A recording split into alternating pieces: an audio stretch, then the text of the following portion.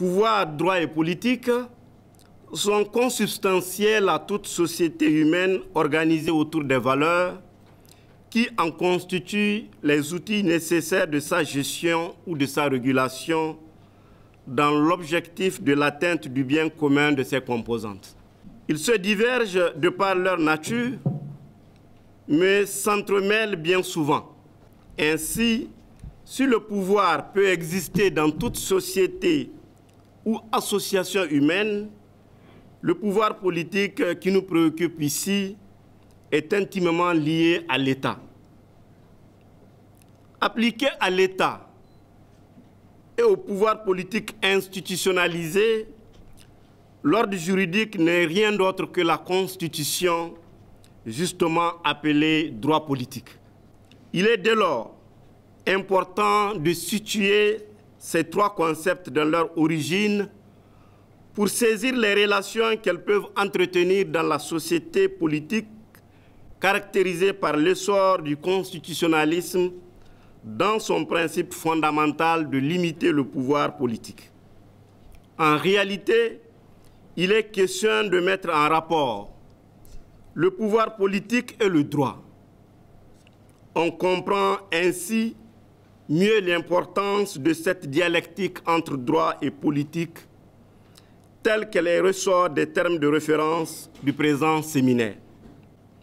Le renvoi à Mounia Abou Jamal, le droit n'est que la continuation de la politique par d'autres moyens, et la référence faite au doyen lui favoreux, la politique saisie par le droit, fixe le décor. On sent naturellement que le pouvoir est une obsession du droit, mais reste la question de savoir que reste-t-il du droit dans cette obsession. À travers ces trois éléments, il ressort que le pouvoir et la politique sont saisis par le droit, ce qui en retour ne cache pas que le droit reste aussi dans l'obsession du pouvoir politique. Sur ce deuxième point, on note surtout la récurrence du pouvoir politique dès que l'occasion se présente à lui de se débarrasser du droit ou de créer cette occasion en s'appuyant sur les expédients de la politique pour retrouver son état de nature.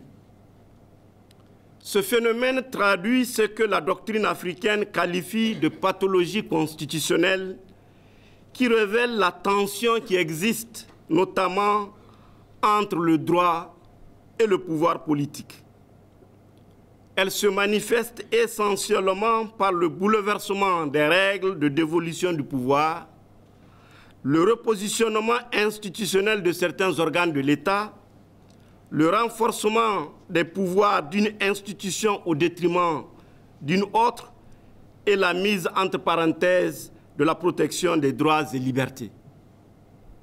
Ici, c'est le droit qui est saisi par le pouvoir politique, voire le pouvoir militaire, ce qui conduit à l'émergence d'un champ parajuridique de solutions de crise.